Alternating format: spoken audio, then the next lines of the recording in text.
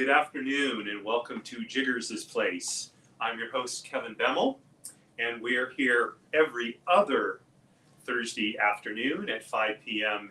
Pacific time to just sit back, relax a little bit, not talk about our business and professional lives, but talk about all those things that make life worth living, including a cocktail.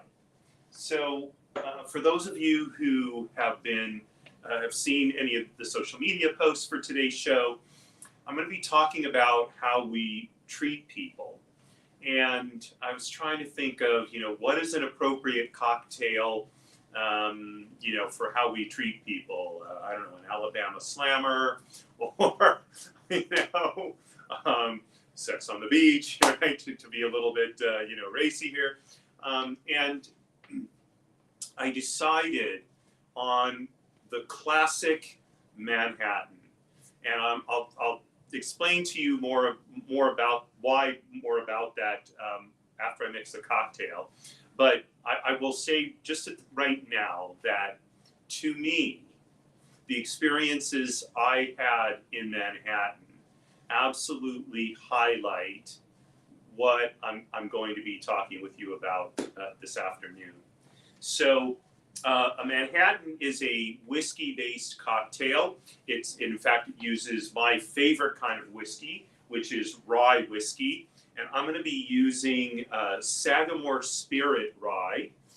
This is a rye that's made in Maryland. And I first came across it when I was in Washington, D.C. I was there to participate in a friend's retirement ceremony from the Navy, and there was a liquor store down the street from my hotel, and I was browsing through it on a Friday afternoon, I believe it was, and I was talking to the proprietor, and he said, "What do you like?" And I said, "Well, I really like rye whiskey." And I said, "What do you have in a local rye whiskey that you recommend?" And he recommended Sagamore. Since then, back then I couldn't get Sagamore here in California. Now you can, wonderfully enough, and it's just a really great expression of a rye whiskey. And then the other ingredients are sweet vermouth, otherwise known as Italian vermouth or rosso. This happens to be Martini and Rossi, classic vermouth, and then Angostura bitters. Specifically, the recipe I have calls for Angostura bitters. I'm sure there are others out there that you can use. So it's a really easy cocktail to make. You start out with an ounce and a half of rye whiskey. There we go. Pour it in the mixing glass. And then half an ounce of the sweet vermouth. I think this is a new bottle. No, maybe not. Just want to make sure I see the right measure. Okay, let's use this side, I think. Here we go. Yeah, half an ounce. Okay. And because it's a Rousseau, so it's going to add some nice color to the cocktail. And then just a dash of Angostura bitters. Okay. Bitters just has the most wonderful aroma. Okay, and of course we're going to now put some ice in our mixing glass.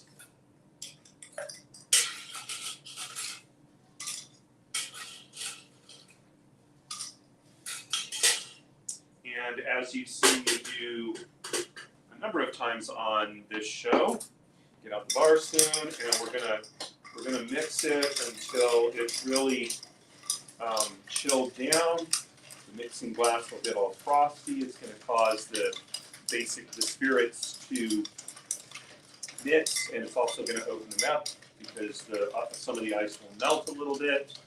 That'll bring great flavor to the cocktail. Going to more seconds here.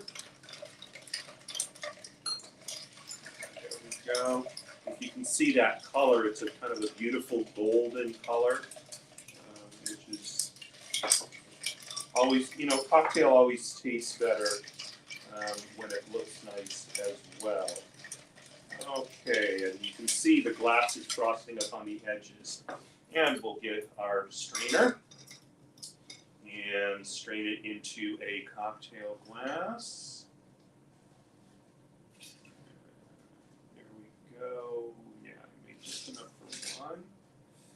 And normally you top it off with a maraschino cherry. I don't care for them. So good. Okay, see you in a minute.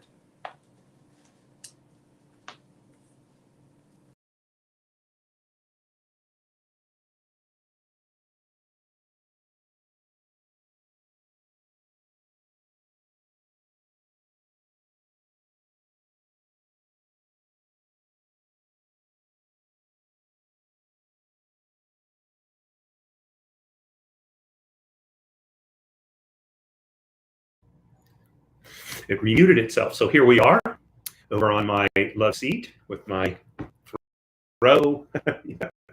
This is my comfort spot, especially on Friday evenings after Shabbat dinner.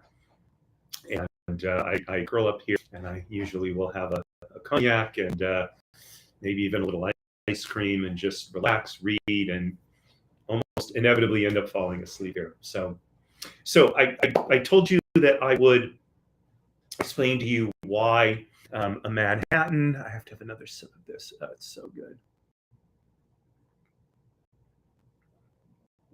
It was kind of a tough week, so it's good to relax with you. So classic Manhattan story. Most people I talk to think that Manhattanites, New Yorkers in general, are very rude. That has never been my experience numerous times of being in New York, especially New York City. I find people on the island, frankly, can be ruder than people in the city. And one of my, classic examples is I was in New York. This is with my first wife. It wasn't our honeymoon, but we were taking a trip together. And one of my clients lent us his apartment it was basically Midtown Manhattan. And my wife had heard about a restaurant that she really wanted to go to. And so at this point in my life, I wasn't going. I hadn't been to New York a lot. I think I had been there maybe once or twice before. My first wife grew up in Great Neck on Long Island, and so she knew the city certainly more than I did, but hadn't been there in many years because she'd been living in California where we met. And so we set out one late afternoon to find this restaurant, and we're wandering the streets of New York trying to find it. And we're walking down whatever the particular street was. And, we have that tourist look on our face of kind of looking around and trying to find numbers. And a fellow comes walking up kind of behind us, and he sees we're looking around, and he stops and he says, "Can I help you?" And I said, "Yes, actually, we're looking for such and such a restaurant." And the fellow says, "Oh yeah, I know exactly where that is." He says, "Why don't you come with me?" And he turns around and takes us back in the direction he had just come from. So he's backtracking in whatever he's doing. And he takes us about 2 blocks down the street, and then he takes us across the street and down another 2 blocks to a corner. And we're standing on the corner, and he says, "See across the street there, about halfway down the block, there's a sign that looks like such and such. We're like, yes. He says, that's the restaurant. And he's like, you got it? And we're like, yeah, thank you so much. He's like, no problem. And he goes and retraces his steps back and goes on his way. To me, for me anyway, that is the classic New York, Manhattan example. So New Yorkers, Manhattanites, Brooklynites, etc., they're almost all of them are very proud of their city. But they also know something, I think, that comes from living in a big city where there's a lot of people. And that is, on the one hand, you need to be able to be standing right next to somebody else and still maintain a sense of personal space, so you don't go crazy from people thinking, from thinking people are always invading your space. That's number one. But the flip side is being so tightly packed together, you recognize on some level, we all have to work together to make this work. Otherwise, we're going to drive ourselves nuts, right? And I think that what he did was the epitome of being nice and kind. Now, for those of you who've seen any of my shows this week when I've been promoting this episode, I've mentioned several times, I've had this conversation with numerous people that folks conflate kind and nice. And they are not at all the same thing. Not in the least. Sometimes an act can be both kind and nice, but not necessarily. So what the fellow did in New York was certainly very kind, but it was also nice. It was a nice thing for him to do for us, very helpful. But I'll give you another example. So my daughter hates school. She always has. It's too structured for her. She doesn't like how she has to treat the teachers. She's uncomfortable with the sort of push and pull of her peers in many cases. Being nice from my daughter's perspective would be to say to her, okay, you don't have to go to school. That would be the nice thing to do, but it would not be the kind thing to do at all. Because by allowing her to not go to school, she's missing a crucial maturing experience, number one. And number two, the state makes her go to school. The state of California says you have to go to school. So by letting her not go to school, it only means we're dragging the day when she can finally say, okay, I'm done with school. And so emotionally, it's only elongating her pain. So we talk about this idea of tough love. Sometimes the kind thing to do is the not nice thing to do. That's just reality. I have to have another sip.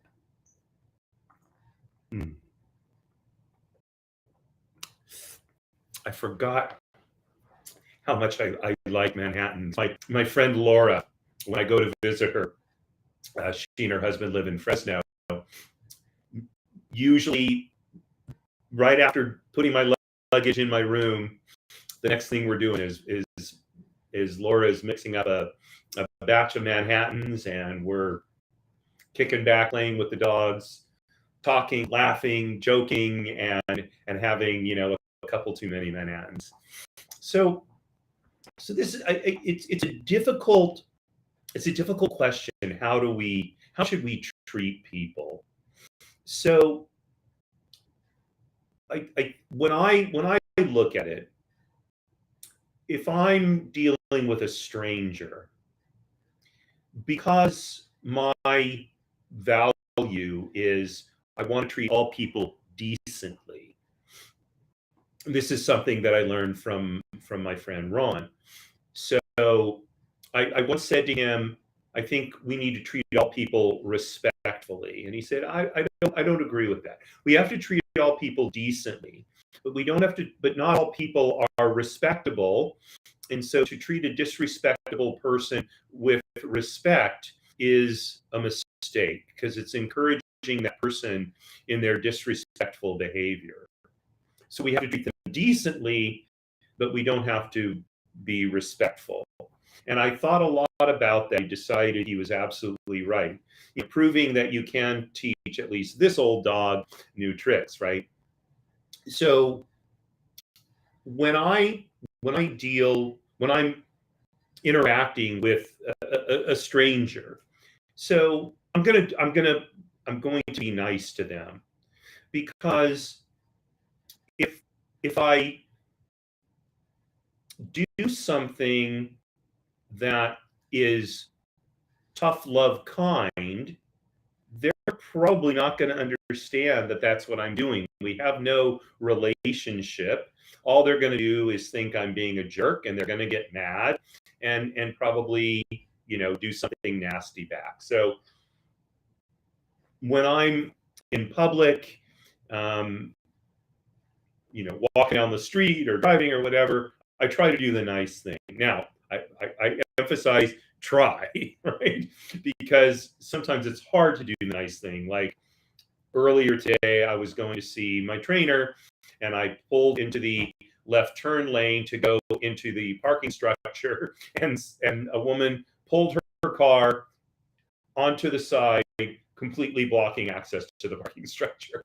And so I, tooted my horn at her. Now, to her credit, she realized I was trying to turn in there, and she took off. So, I will say, but in general, I don't consider honking my horn at someone to be a nice thing to do. Sometimes it's necessary. I wasn't going to roll down my window and start yelling at her. But in general, I try to be nice to people that are strangers, meeting them on the street. I nod to them. I say a polite thing to them. There's a crossing guard over on the corner of Rexford and Olympic Boulevard, where she's on the path that I do my exercising on. And whenever I see her, I do my best to be nice to her.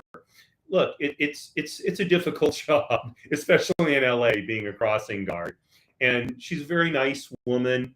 I think I don't know if this is the case for her, but oftentimes the crossing guards are having to do that because they've done something wrong. They've committed some kind of traffic violation or whatever, and so I think they get like sentenced to crossing guard duty. Like I said, I don't know that that's the case with her. I see her there regularly, so it may be the job that she has, but drivers are extremely rude to her, even though as a crossing guard, she's there primarily to make sure that children are safe when they're crossing the street walking home from school. And I made it a point to, because I think at first she was like, "Why are you being so nice to me?" And so I said, my dad taught me that when there's a crossing guard, or for that matter, a police officer in an intersection, it's their intersection, and it is my obligation to obey, their directives. And I said, so look, this is your intersection. I'm not going to leave the curb until you tell me it's okay for me to leave the curb, because you're making sure that everybody is safe, and I need to follow your direction. So I think that's the nice thing to do. Kindness, I'm not sure really comes into it in that case, because we're a little less than strangers now, because we've seen each other many times.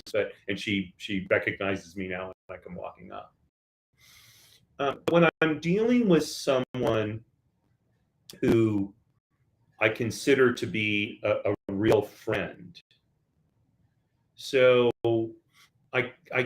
it would be unkind of me to be nice to my friends as opposed to being kind to them, because sometimes my friends make mistakes. Sometimes the way they're looking at a particular situation maybe is not the best way they could be looking at it, or at least there's another way to look at it that may be useful for them to perceive. And so if I really care about this person, then I have to take the risk of using, hopefully it's only a little bit of tough love to help them, through a potential pitfall in their life. And that's not nice. And I count on my friends, and they do this for me, to not always be nice to me. So I was having a conversation with my friend Michael a couple of weeks ago, and we were talking about whatever we were talking about, and he said, I'm going to say something to you, and I think it's going to be okay, but hopefully you won't take it wrong. And he said something critical to me. Now, I appreciated that he said it, and I told him, I said, well, it's an interesting perspective.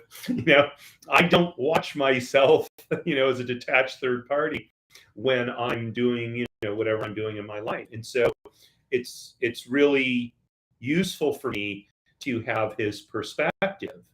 And I thought a lot about what he said. I haven't quite figured out exactly, I haven't drawn any conclusions about it, but that's a true friend who will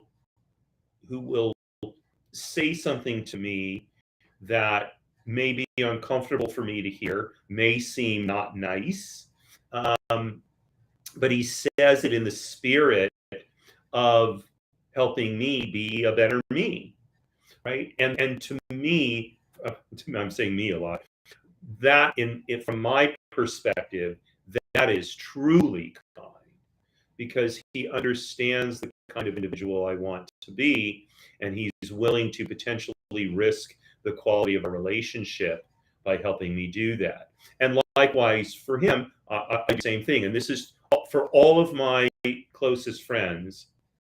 We can do this. Now, we don't club each other over the head with honesty. And this is the, I think this is the danger that I think arises when I talk about tough love. Excuse me, I have to have another. So some people think, well, tough love means being, brutally honest. Like, some people use honesty like a club. So they'll say something to another person that's very mean, and when the person reacts negatively to the comment, they'll say, well, I'm just being honest. Well, okay, but there's lots of ways to be honest. We can be honest in a way that will help our friends hear what we're saying, and we can be honest in a way that's like smacking, punching them in the face, so that we're using, like I said, honesty as a club. Honesty should never be a club. Honesty should be something that, when it's uncomfortable, when we think it's going to be uncomfortable for them to hear it, we deliver it with empathy, with a sense of understanding. Hey, I need to say something to you, or I want to say something to you that may be difficult for you to hear. But I feel, as someone who cares about you, that it's important for me to say this. Okay. And in fact, one of the things I do, evidently it didn't work in the long term because I'm going through divorce, but when I had to say something that I thought my daughter's mother would find difficult to hear, is I would say to her, hey, I would like to talk to you about something, and can we sit down on the couch and just talk about this for a few minutes. And I'd sit down next to her. We'd kind of be facing each other. And after a while, she learned that when I said that, it meant there was something I wanted to discuss with her that may be difficult for her to hear, but it was also difficult for me to say. But it was, at least from my perspective, it was coming from a place of love and a place of wanting to make our relationship better. Now, in general, my experience is that with a mature individual, they can appreciate that it's hard to deliver tough love, that it's something we do reluctantly, but it's something that as mature adults we have to do despite our reluctance. It's how we make relationships better. And so when I think about this question of kind versus nice, when we're being kind, especially when we're delivering the tough love part of kindness, we still want to layer, we want to do so as nicely as we can, because we do want the person to be receptive to what we're saying. So we want to speak calmly, we want to speak carefully, we want to let the person know that we care about them, and as counterintuitive as that may seem based on what we're about to say, it really is coming from a good place on our part. And that's, and take the time to set the stage, so to speak. Does it work all the time? Obviously not, as I just said. We can only do as the best job that we can do. But this is how I think we should treat people. Now, if someone's being a complete jerk to us, do we need to treat this person like he's, an angel? No, I don't think so. I think the best way is to turn around and just walk away from the person. When someone's being a jerk to me, that's what I endeavor to do. Just turn around and walk away. What I find is that bothers them more than if I engage them in, some kind of screaming or shouting match. It's hard to do. I absolutely admit it's hard to do, and I don't always do it. When I'm out exercising and someone almost runs me down with their car, I'm very, very challenged to just walk away, and I don't always. Okay, like you, I'm a human being, so. But it would be the best thing, because someone who's being that insensitive is probably not open to me saying to them, "Why are you being an insensitive jerk?" Right? They're not going to hear that. Right? But and I do think that we need to be most concerned about how we treat the people that we care about the most, that we're really invested in when we, when they're in the relationships.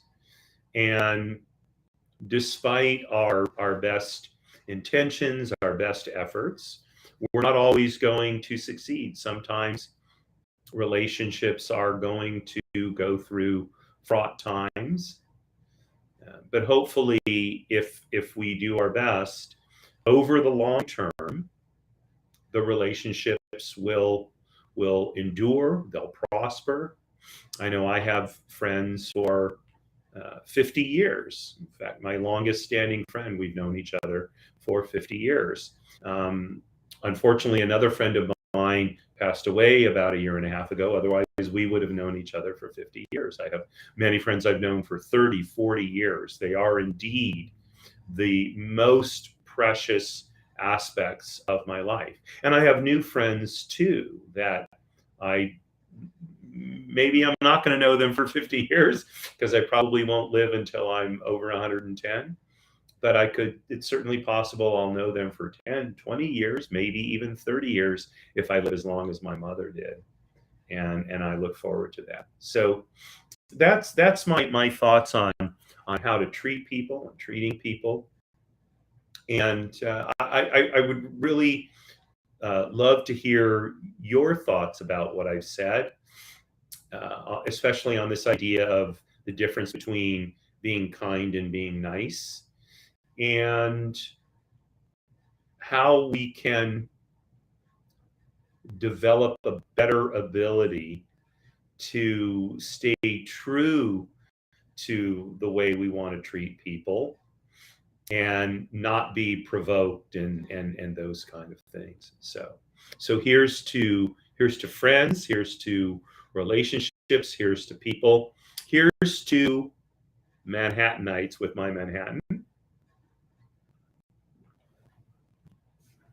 and here's to you who join me on this Thursday afternoon to listen to my toward the end of the week ramblings. I deeply, deeply appreciate it, and hope that you find this of value. So that's the show for today, and this is my last show for this week. So next week at 10 a.m. Monday is my show, Trust and Estates Weekly. Don't remember what topic I'm going to be dealing with, but it doesn't matter. And the shows will spin out for next week. So from a much cooler Los Angeles today than we've had for the past week or so, I wish you a wonderful, wonderful evening. Hope you got to enjoy a cocktail with me. By the way, if you want to enjoy the cocktail that I'm mixing, so please go to my website and subscribe to my email list. So if you're on my email list, you'll get an email for each show, letting you know that it's going to be starting soon, and the recipe for the cocktails is in that email. So that way you can mix one up for yourself, or if you want to mix one up together with me while I'm doing it, however that works for you, you'll be able to get those cocktail recipes, and of course always know when a show is coming up. And likewise, if you subscribe to my YouTube channel, The Way to Wow Shows, again you'll get a notification when a show goes live. But the emails come a couple of hours beforehand. So in any event, again, wishing you a wonderful evening, a wonderful rest of the week, a restorative weekend. Hoping to see you next week, and signing off as I always do. Marie, you were not a cocktail aficionado, but you cared about me enough to know that I enjoyed them, and so you are and ever will be my belle. Courage at all times, my friends.